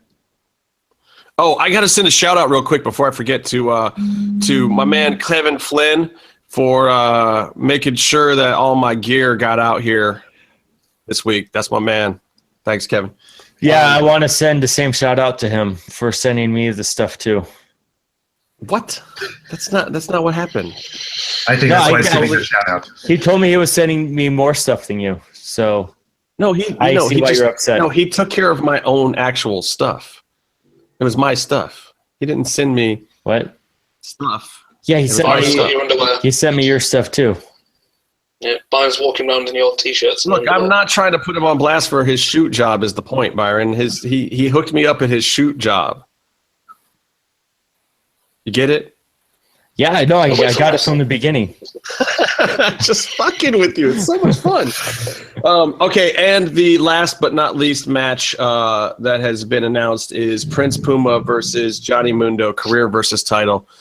So my prediction is that Vinny Massaro, hands down favorite, wins the unique opportunity battle royal, and the season 4 match that DJ was talking about that he already has written is obviously Vinny Massaro versus the winner of Puma versus Mundo at the beginning of season 4. Oh, match of the year. What I think is going to happen is I think Vinny's going to come down at the end of that match and he's going to hit that 650, 640. I can't do that. Yeah, I think it's just 635, but it's close. 635. He'll probably do like a 620, to be honest with you. And then when he does that, then whoever is probably going to be Marty. He's the head official. He's just going to count a 3 count for Vinny, and Vinny's going to win. Okay, I could see that. I'd be down with that. That's my prediction. All right, so overall thoughts on this episode. I'll let you guys go. Yeah, my pizza's here. Go. Tell me your overall thoughts on this Hell of War match, guys. Now's your chance. I had pizza too today. Oh, good for you. Well, I'm talking to Justin. Don't be rude. We're talking about pizza now. Just because you can get pizza in America. I had pizza last night as well. I went to the Comedy Cellar and I saw Mike Birbiglia do stand-up comedy, and I got 2 slices of pizza at the place where Louis gets it at the intro to his show. That's not a big deal. I'm just living my life. I miss New York pizza so much. It costs $1 a slice. Oh, I hate West Coast pizza. I'm sure we're supposed to be talking about the Hell of War right now. West Coast pizza gets about 4 out of 10 stars. New York pizza, on average, let's say 8.5 out of 10 stars. Meef, what do you think? You're in England. What do you know about pizza? We get Domino's. Papa John's has just started here. Meef, you should just probably kill yourself if that's the kind of pizza you're used to eating. But I grew up with Sardinians, so I had proper pizza. Soft onions? Sardinians. It's an island off of Italy, Byron. What does that have to do with pizza? Italy. They're Italian. Yeah. Justin's going to come back and he's going to be like, you guys are still talking about pizza? Well, let's talk about something else. I haven't had good sushi yet. I haven't just gone to have sushi yet. I need to do that. I'm just concerned that New York sushi is going to be obscenely more expensive than LA sushi. It's New York. What do you expect? Also, like I can't figure out how to find people to eat fish with. I seem to. Okay. What? It's okay. Okay? Are you okay? Yeah, what? That's okay. You know exactly what I mean. I saw okay at a tier 1 show. I big leagued like all the wrestlers to shake his hand and take a mark picture with them. It was awesome. I feel so bad doing that when I go to like the UK shows, and like I went to one and there was Tyler Bate with his like WWE UK Championship and like Pete Dunne and all these guys, and I just totally spent the entire time talking to Phoenix and Penta. It was like fuck everybody else. And like literally turn up at all these UK shows and don't have a clue who the UK wrestlers are. It's like I only came for the luchadors.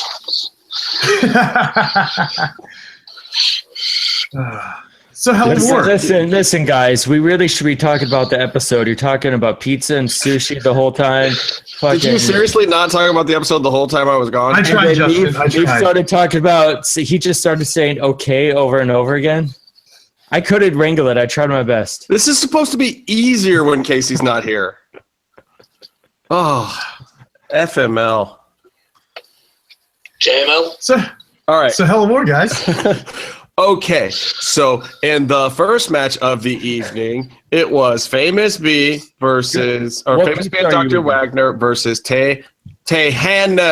What pizza are you eating, Justin? No, it wasn't my pizza. It was the woman in the hotel telling me I had left my laundry in the dryer all day, which I had. Oh, wonderful. I'm not so smart. I'm not good at this whole traveling every day for work. Dude, one of the things that what gets me about hotel rooms on the road is when you do need that late night dinner and you get pizza, you have to get a whole pizza, right? And then I look at the menu and I'm like, I don't want to order a medium-sized pizza. Who am I? So I'll end up just getting like an extra large pizza with breadsticks. And then it gets sent to my room and I eat as much as I can. And then I have to sleep with the rest of the pizza just laughing at me. Yeah, there's something wrong with you, man. I just ordered like $8 worth of medium pizza. That's it. It's not that hard to do, Byron. You have to have some self-control and like. You know what I should do? I should get on the subway and go down the East Village and get some Criff dogs. Get a chili cheese. Well, now you live in a city where if you can't find food to eat at any point in time, there's something wrong with you. Yeah. When did this turn into a food vlog? I don't know. Byron is once again derailing the whole thing. And I work on a damn food show now, Byron. This is what people want to hear. The last thing I want to do is talk about food at the end of the day. That's all I do is go to restaurants and look at people's food all day long. You know, marshmallows. Being the Elite did a video where they went outside in a parking lot and then they had Cody. Of all the things he could do, they had him just do a monologue from Independence Day. That was amazing. That was amazing. But that was their video. I thought there was going to be more. And there was. That was it. Does there need to be more? It was part of the latest Being the Elite. That was just part of it. They teased Daniel Bryan being in the trunk and being the stooge. And the thing is, if Daniel Bryan gets out of his contract, they're going to try and get him in the Bullet Club. Daniel Bryan wants to do an Apuestas match with Rush, not Leo Rush. Rush. But Leo Rush thinks that he wants the match with him. It's a weird thing. Hearts are getting broken. Hearts are getting broken all over the place, and most of them are yours. It's true. Thank you. Wait, weren't we talking about the Lucha Underground show? Okay, I'm pretty sure we were. Famous B. Justin, I have a question. Do you think when DJ was here, I could have asked him how much I could pay, or when we were talking to EV Dub, to pay for like some CG work to, I don't know, like blur people or a person out in the audience? Who did you want to blur out in the audience? I don't know. Everybody but Byron. Oh, really? There's blur me out? No, I want to blur Casey's stupid face out. I don't want to scare people from the everybody's friends when they're in the temple. It's a little time capsule of friendship. Just because they're not friends afterwards doesn't mean that they're not friends when they're in the temple. Okay. We were all friends. It's all friendship. You were like family. I remember Twitter. I remember what it was like. Shut up, fam. Shut up, fam. Fam. I got your hoot fam right here. Click. Hoot fam. It's the kind of click you're getting from me. I was going to say, is Justin going to shoot me now? Is this about? Oh, it's a shoot. Oh, it's a shoot. All right. You're just lucky it's your birthday. Casey said, look, let the kid on. It's his fucking birthday. He's turning like 300 years old. How many? So how old are you? You're 30 years old now, Maeve? I am officially an old man now. What's that in stones? Oh. Meef legit earlier today told me.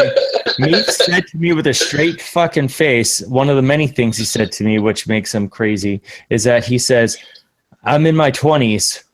I'm 30 years old.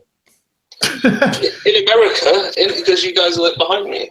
And then I realized, actually, technically, my birthday was yesterday in America. So, yeah. Oh, yeah. So you're still fucking 30. You're old. Yeah, I'm still fucking 30. I'm still lying. Your metabolism is going to give up on you. Your hair is going to start to fall out. You're going to gray. My metabolism gave up on me fucking when I was a teenager. I met that when I turned 30.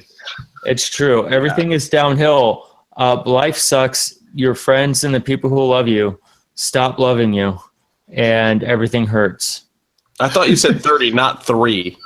That was 30. At 3 for you, wasn't it? When your mom stopped loving you? Oh, my parents will love me forever, Justin. And that was rude of you to say that. That's not what the letter said to me, but that's fine. They wouldn't even talk to you. They're, because of the. I'm taking a picture of the what? What are you doing? Are you trying to selfie yourself being on the podcast? Are you trying to put yourself over on Instagram right now? How do I do this? You're starting a story so someone can follow it.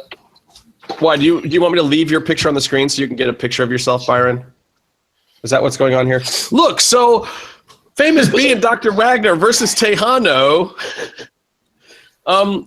for a match that's going to be completely forgotten on this episode. It was actually a really good match. A, I love Dr. Wagner surprises. B, I like Tejano. And C, Famous B's a bump machine, as I said earlier.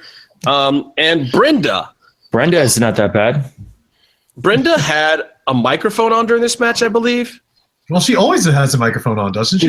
I feel like they started doing that in the middle of the season. I feel like they used to run over and boom her when she would get involved when stuff would spill out. And then I think they realized that she's over there being so entertaining the whole time that they just have to mic her. And yeah, I think the funniest part about all that was, I don't know if anyone caught it, but after she kissed Tejano, she looks at the camera and she's like, tastes like barbecue sauce. Oh, it's so good. I was just like, it's like, no, mouth, not eyes. But like, I actually had to rewind it. I'm like, did she just say what I thought she did? And sure enough, she did. And I thought it was great. Yeah, she's surprisingly a comedic genius. She really is. She teach Brian. Yeah. Long fucking lesson. How come I'm the only one who's astounded that Meef has a replica Phantasma groin in his home? Dude, because we already knew that Meef was a mark for Phantasma. Like, these things just shouldn't surprise you anymore. I'm a mark. I get masks and stuff. I don't get the genitalia sculpted out of my favorite luchador. Okay, but if you were Paul London, Mark, you said you wouldn't get a cod piece? No, I get a cod piece. I've been asking for a cod piece. We all have. And I want the jacket. I'll be Paul London for Halloween if I could get the goddamn jacket. Not that you anyone should would know. be Kenny Omega for Halloween. Yeah. Who's going to get that? I'm going to walk around. I would get Paul London. Yeah, really? I know, but Paul London looks like a fun time. A lot of cute Japanese girls in New York would totally get it if you did Kenny Omega. How about that? I should do Kenny Omega. Exactly. Literally. If you did Paul London, people will think you were just a knockoff of Alex DeLarge from Clockwork Orange. Yeah, for sure. But people do that to you. Or a sex pest. So what do I do for pants for Kenny Omega? Let's brainstorm this out. Let's workshop this. Where would I get that? Something tight and spandex and full length. Pleather's. Pleather. It's New York, dude. You could probably just actually get a pair of Kenny Omega's pants. Yeah. All right, so the second match, Hell of War. So tweet MMM show if you have Kenny Omega clothes. Oh my God. For Halloween. Oh, anyway, yeah. So Famous B is now has Tejano. We're ending the season with Tejano and Famous B's control, which is very interesting. By the way, have they ever announced what Famous B's company was before this episode? I think last week. I think last week was, or a couple weeks ago was the first time that was Infamous Entertainment or whatever the fuck it is. Was it not on his card? Is it Infamous Incorporated or Infamous Incorporated? No, on his card it just says Famous B and the number. So didn't have anything beforehand. Yeah, I think it got written in post. Would be my guess. Okay, because he only had one. He's always only had one client at a time. So, well, look, he's got a whole roster now. He's got Wagner and Tejano. Is this officially a stable with Brenda? It is. It's a full-on stable, and as DJ was kind of talking about it, like it'll be interesting to see how they bring Wagner back. If Wagner stays in the mask in the Lucha Underground universe, if he's just that guy still, or if he comes in unmasked. When Superfly came in, he was masked. Yeah, right. Well, so the Superfly, just leave him masked. Best thing they could do. The Superfly thing, though, is I think unique because he had just lost his mask, and I think they brought him in. They put the mask back on him to do a short program where he got to lose the mask to Sexy Star. Fucked over.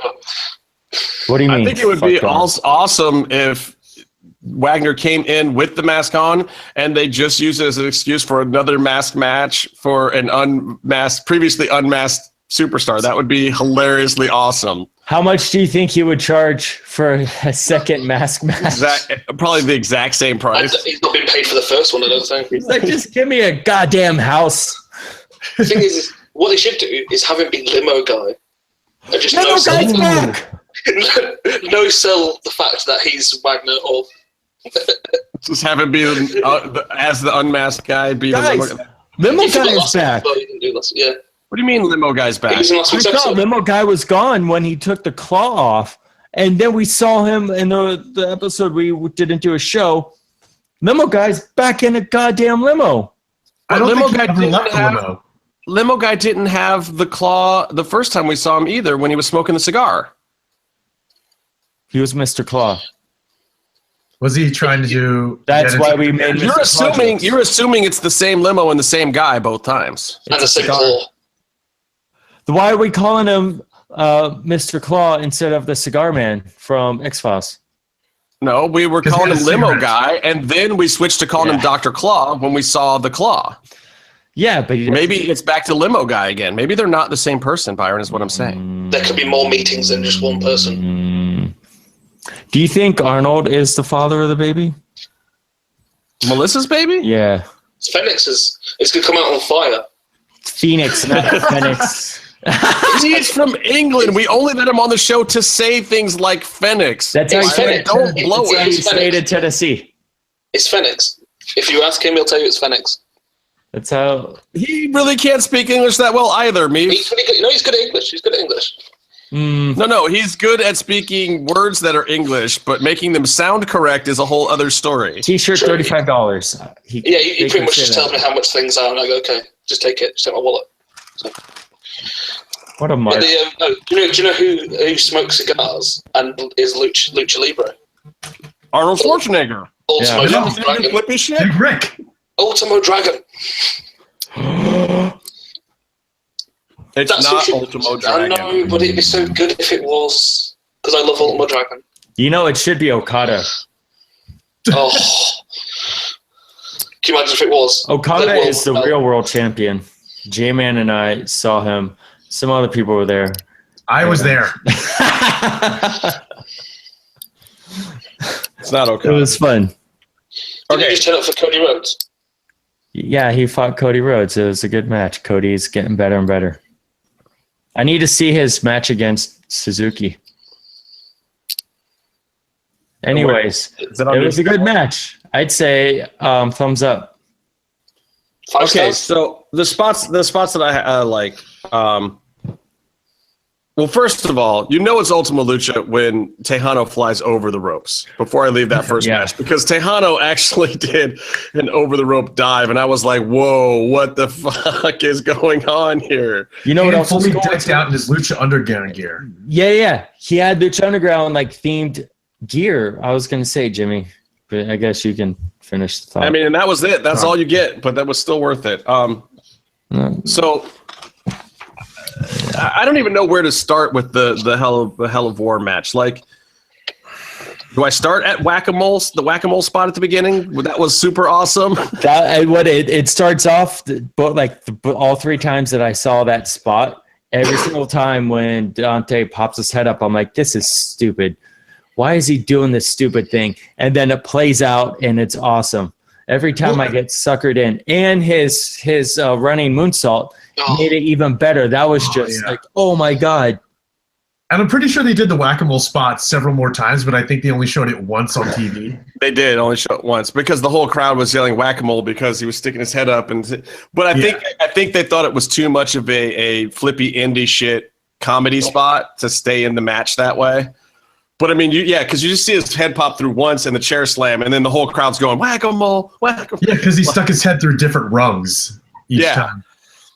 So for those who weren't there, it was very entertaining, and it was actually kind of funny and probably misplaced. Now that I think about it, it's probably not the best plan. Lighting people up for the whole death and dismemberment that happens later. Yeah, but it was really funny live. And DJ said they only cut 5 minutes out. I feel like it was closer to about 20 minutes that got cut out. Oh yeah, I was gonna say at least minimum of 10 to 15. There's no way that only 5 minutes got cut out of that. Yeah. There was a lot of setup for a lot of those things. I'd be very surprised to find out it was less than that. So let's see. I was also, even when we were there, I was really surprised that there was no hard way blood from all the chair shots before they even got to the glass spot. Like, thinking it was a first blood match. And I know Killshot was taking a lot of them, and he had the mask to protect him in case he did. Yes, that's a little Roman Reignsy, you know what I mean? The thing is, you've seen so many times, like, was it Braun Strowman versus Lesnar on the weekend?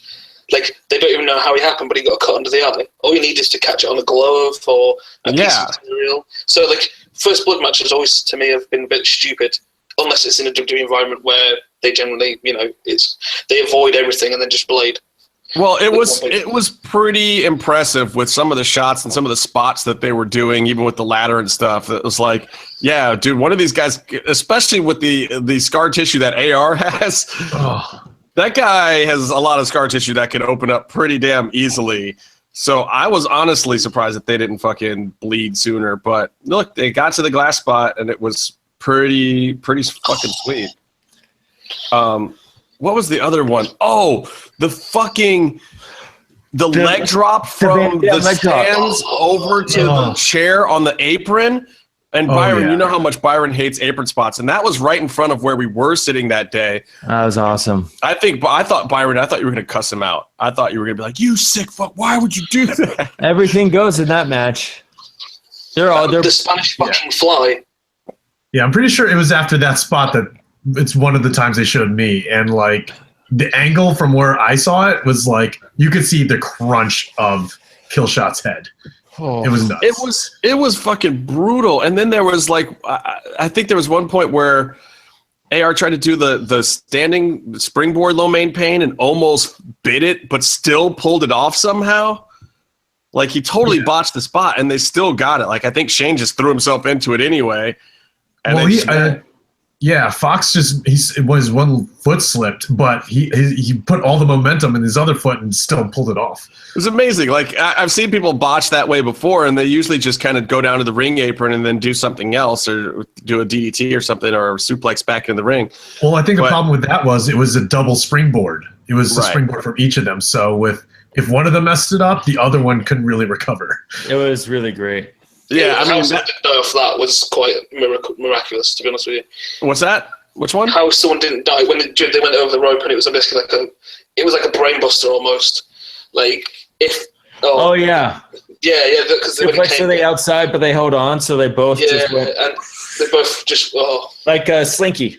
Yeah, and usually they tease a spot like that. They just went right into it. Yeah, these guys are out of their minds. Was it the Spanish fly into the steel chair? That was totally fucking insane. Oh god, that was nuts too. How did someone not be crippled? Like, Jesus Christ. You know what though? If you watch that spot again, it actually looks it's perfectly done. It looks totally safe. I mean, it's about the angle that they hit it.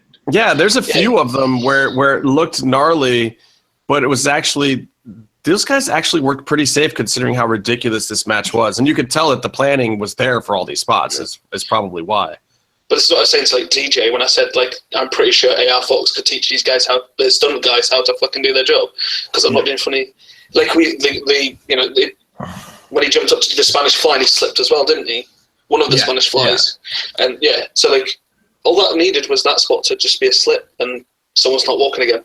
Well, are you guys trying to get inches off or centimeters off? That's all it takes. Hold on, Jimmy. Are you trying to get PWG I'm not trying, tickets? man. They bumped the prices up. It's not even a bolo anymore. Front row is $90, and general and standing room are $70. I want to be there. That. I want to be there. Night 2 looks awesome, like especially with Zack Sabre versus Walter and all that. But I can't do it. I went to Bola. I think that's good enough for the next few months.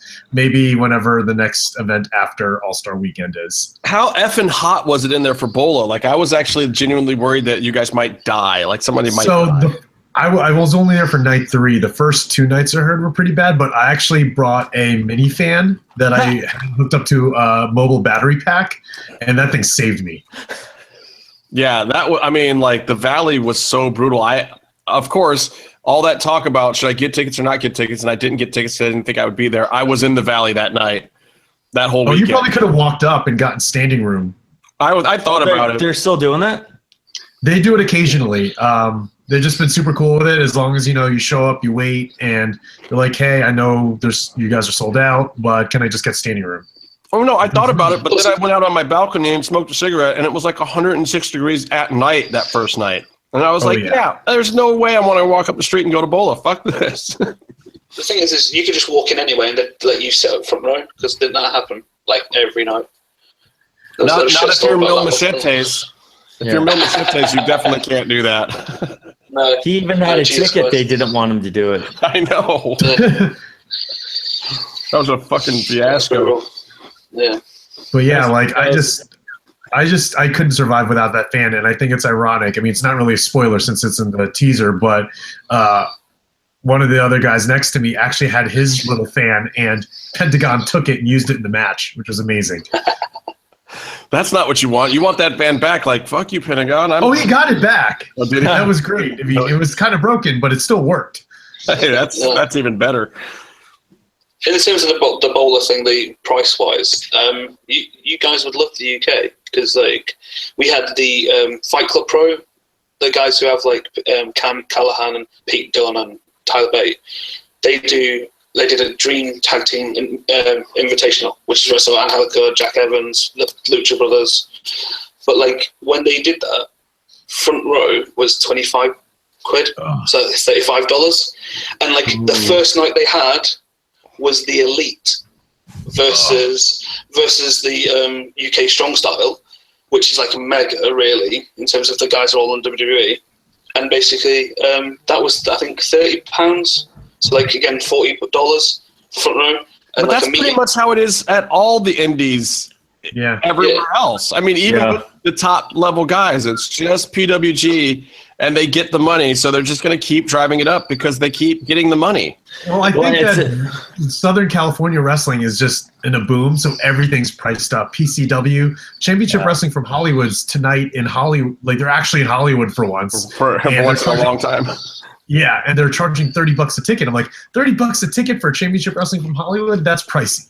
Yeah. Aren't all the wrestlers, don't they stay with Excalibur and eat at that Denny's in Reseda anyway? Like, how much can it be to book someone for PWG? Probably not much, but they're making all their money so they can get everyone to come in. Yeah. It's the appeal. So. Like, I haven't paid $25, $30 for an indie show since I was back east and going to Ring of Honor and CZW. Yeah, I mean, if you're paying anything over $50, you should be getting front row and a meet and greet and autographs and like a lot of stuff. Which is what PCW is doing. I think it's like 50 to 70 for that. But PWG, you're going just to be a part of it. And honestly, I'd rather spend $90 front row at PWG than $90 for a Raw and sit in like the nosebleed section. Yeah. I mean, like I paid to go see Phoenix last year. And I just love when he says Phoenix. Phoenix. And it was basically there's a company over here, and what they do is they do like one show on the Friday evening. Then there's one midday Saturday, one the evening of Saturday, and the same Sunday. So like if you go, it's 5 shows. But if you buy the whole weekend ticket, it's like £70, £90. And like it's not always the same match. It's not even the same match as like they do like tournaments and stuff all the time. So like the first one you'll see, it was like the knockout of the tournament. you have like an hour break, come in like 5 o'clock or 6 o'clock at night, and then it goes back into the tournament, finishing it up. It's like, and they book it all together. And to be honest with you can buy meet and greets, but like when you go to them, everybody's just sat around like selling merch. So like really all you do is you pay like the $5 and like then you get like a pit. So they'll let you take a picture, but generally they kind of. I mean, the whole point is you're basically paying to be a mark that comes and pays more money. Yeah, but that way you're easily identifiable as the mark that you are. But I like them. I mean, I like to go to the meet and greets because honestly, I know then that the performers are getting a little bit extra money and it's going straight to them. And I'll go and buy an 8x10 or a T-shirt or something for guys that I like and get a photograph. But that's, I mean, I do that because I know it's supporting them, and that's a good part of how they make their money. And they're getting forced to stand around there anyway. And a lot of times, those dudes will double up on what their booking fee is at some of those things. I mean, they will make a lot of their real money at those fucking dumb things. Yeah. Oh yeah, I mean, like Penta, like and like, Phoenix, if when they come over because they have the high value item. Like, you know, the masks and stuff. And obviously, you know me, I buy like 10. So like, the thing is that they can do that, and they can, that like pays for their trip. Because when Penta came over in February, he literally just like was rolling out fucking cash. It was like, holy shit. I'm sure that doesn't even include the money that's thrown in the ring after they're done the match. Oh, we don't do that in England. I was going to do it, but I thought I'd be the one person like throwing like dollars. I want to go up to Canada and do it and throw toonies at the guys. I'm guys, just a dick, though. Guys, what, we have breaking Marty Jannetty news. His latest Facebook post starts off with all caps. He wants to screw his daughter. All caps. Breaking news for all media. No sex with daughters. Sad. Marty Jannetty is breaking the news that he hasn't had sex with his daughter yet. Yeah. I mean, you have to admit it's pretty surprising news. Yeah. I mean, he really wanted to. He says he was hacked, and I think he's bringing it up because the Young Bucks made a joke at his expense at their Reddit AMA today or yesterday about it. But I will be limiting what I say here due to attorney's advice and lawsuits in progress. Who's he suing? His daughter for not sleeping with him? What else would I have? I got to do a podcast about something that's not wrestling. The wrestling world is so messed up. Like, it's always fun trying to explain shit like this to people who aren't wrestling fans, and you try to justify why you're a wrestling fan, and you just never can. You can't. It's impossible. And they just look at you like, really? Really? Is there something wrong with you? And then deep down inside you say, yeah, I guess there is. Try explaining that. If you're a wrestling fan, all you do is say Marty Jannetty, and you go, all right, I get it. Yeah. Byron's trying to find Kenny Omega's pants. I got to find his pants. Jimmy is subjecting himself to torture by sitting in a room that's 105 degrees. Meatloaf is building another man's penis in his room behind him there. And I deal with Casey every week. Like, clearly, we all have a problem. Yeah. Certifiable.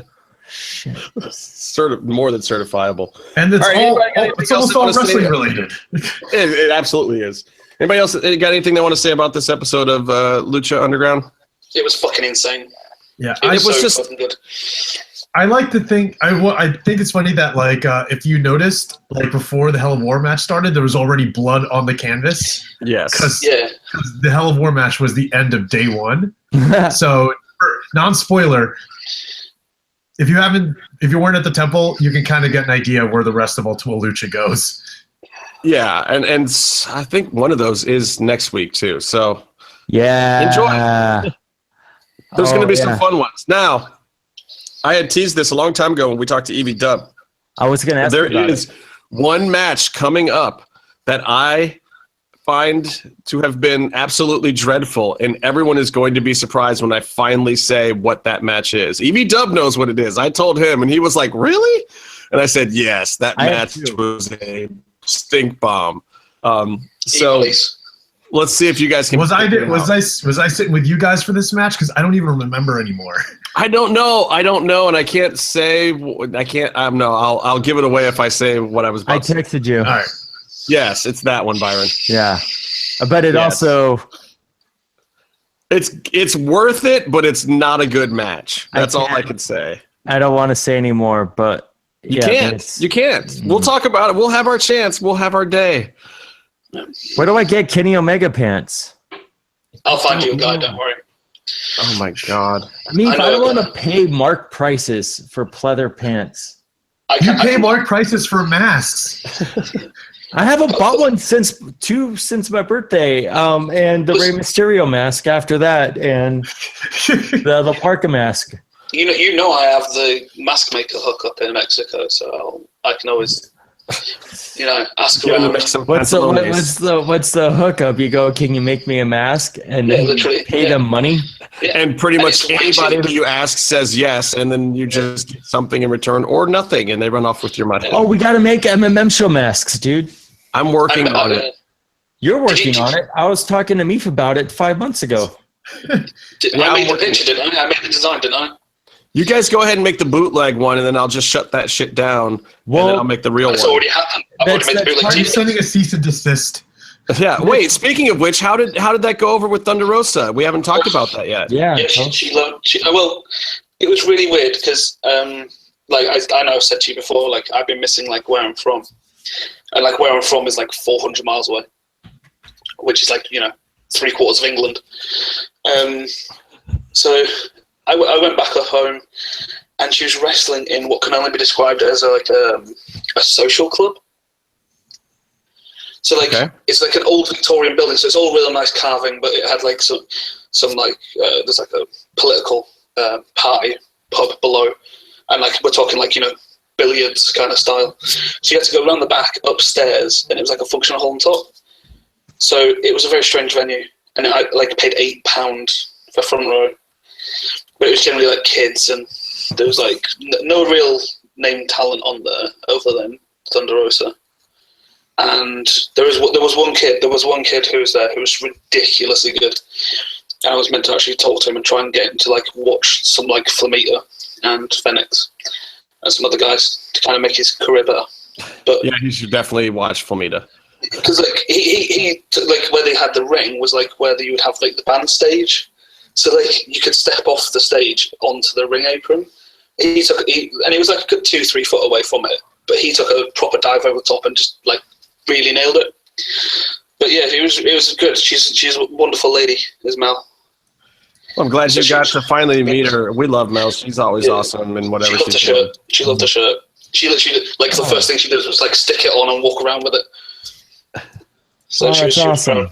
Yeah, but yeah, it was the back end of her tour here. She'd been here for like nearly 2 weeks.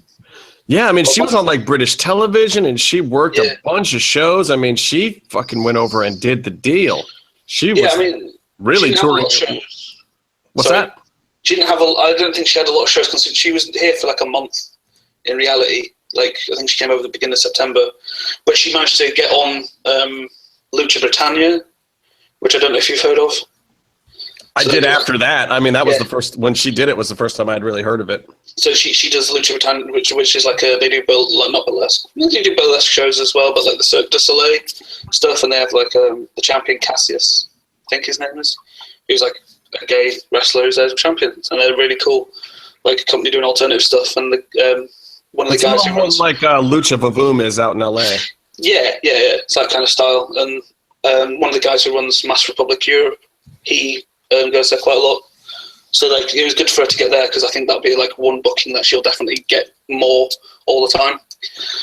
So it was more I think about putting her name across, because she didn't wrestle a whole lot, but she got to see quite a bit of like London and stuff.